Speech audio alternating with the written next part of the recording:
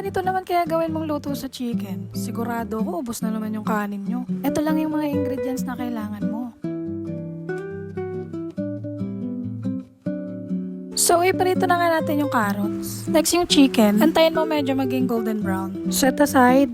Pamelt na natin yung butter. Tapos, gisa na natin yung onion and garlic. Mga 1 minute, maamoy mo na yung aroma. Tapos, lagyan mo ng 2 tablespoon na tomato paste. Tapos, lutuin mo muna ng konti yung tomato paste. Tapos, haluluin mo lang hanggang mag-combine yung tomato paste, yung butter, tsaka yung oil. Tapos, pag feeling mo okay na, pwede mo nang ibalik ulit yung chicken na prinito mo kanina. Haluin mo nga lang ng haluin hanggang kumapit yung sauce sa chicken. Next, lagyan mo na ng pepper, tsaka oyster sauce. Sabay mo na rin yung brown sugar para may konting tamis. Syempre, haluin mo ulit. Lagyan mo ng konting tubig para may sabaw. Konti lang ha, para mukha pa rin siyang sarsa. Tapos lagyan na natin yung prinito mong carrot. Tapos pag naging ganyan na nga siya, pakuluin mo lang ng 1 minute tapos okay na yan. Tignan nyo nga ang perfect ng sauce nyo. Mantika pa lang, ulam na. Sinasabi ko sa inyo, luto nyo na to. Mapapakanin kayo. O paano ba yan? Kakain muna ako. See you on my next vlog!